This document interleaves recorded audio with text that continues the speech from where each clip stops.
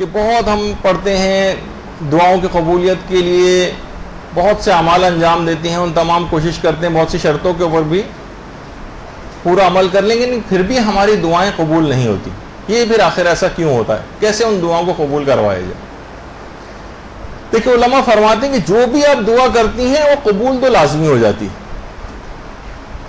ظاہر ہے کہ اگر آپ کے حق میں وہ دنیاوی اعتبار سے اس کا اچھا نتیجہ ہو تو آپ کو اس کا نتیجہ دنیا میں نظر بھی آ جاتا ہے کہ آپ نے جو دعا کی تھی وہ قبول ہو گئی اور وہ آپ کا کام ہو گیا.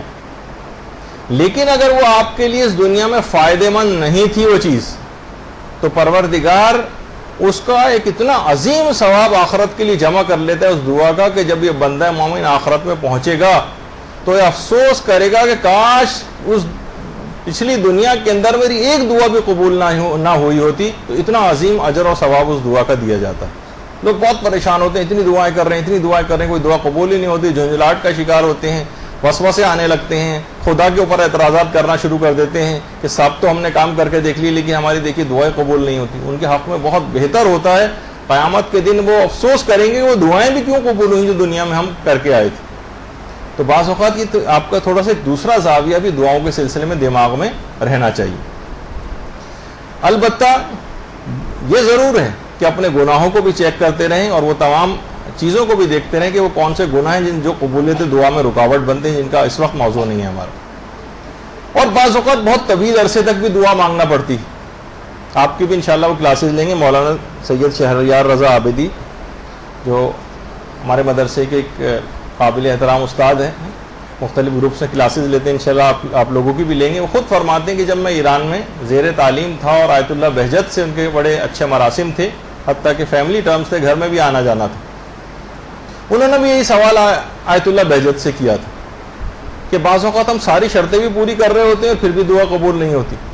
تو کہہ رہے ہیں غالباً ان کی عمر اس وقت 22-25 سال تھی. تو آقا بہجت نے کہا کہ ایسا کب ہوا ہے کہ تم نے 40 سال تک دعا کی ہو اور پھر بھی تمہاری دعا قبول نہ ہوئی ہو؟ کہہ رہے ہیں میری تو عمر خود ہی اس وقت اتنی کم تھی.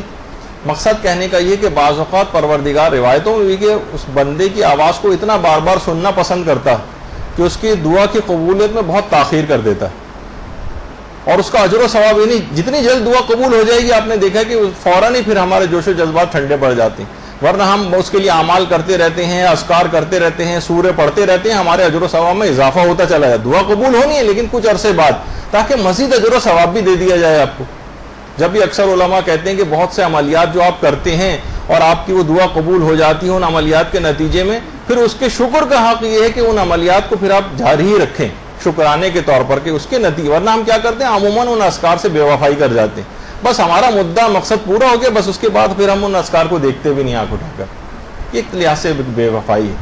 تو بہرحال واجب تو نہیں ہے کہ بہرحال ہمیشہ ان کو پڑھا جائے، لیکن علماء کا کچھ طریقہ کار ہے کہ نہیں، اس دوام نعمت کے لیے اس کو ہمیشہ وہ جو نعمت جس کے لیے آپ نے دعا کی تھی اس کے دوام کے لیے وہ ہمیشہ آپ کو باقی رہے، تو اس اذکار کو جاری رکھیے.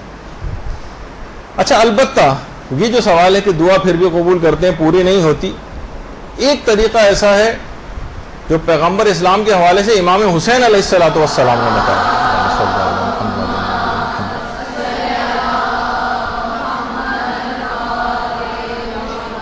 اور 1 ہفتے تک فقط وہ کرنا ہے،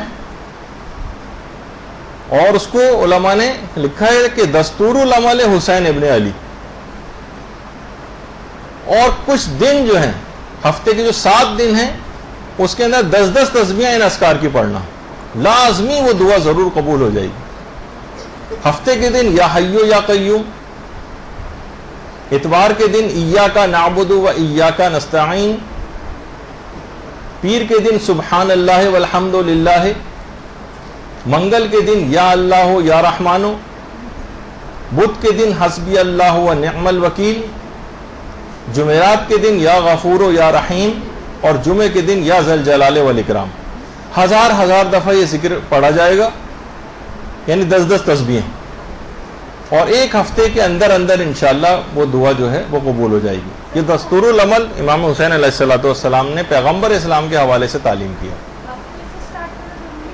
نہیں، بیچ سے بھی کر سکتے ہیں، کسی بھی دن سے سٹارٹ کر سکتے ہیں. بس یہ کہ اگلا وہی دن جب آئے گا تو اس میں یہ سارے اذکار ایک ہفتے کے اندر اندر جو ہے وہ پورے ہو جائیں. اور تو بہرحال بیچ میں ضمنی طور پر یہ چیز بھی آگے کہ کچھ اور باتوں کا بھی خیال رکھنا ہوتا ہے, اور نہیں بھی اگر ہو تو ہمارے لیے اجر و ثواب کی صورت میں تو وہ چیز رکھی لی جاتی. اور تیزی رفتاری سے آگے بڑھیں گے, جن خواتین نے لکھ لیا ہے وہ دوسرے سے بعد میں شیئر کرا دیں, کیونکہ اتنی دیر تو رکا نہیں جا سکتا سلائڈ پہ.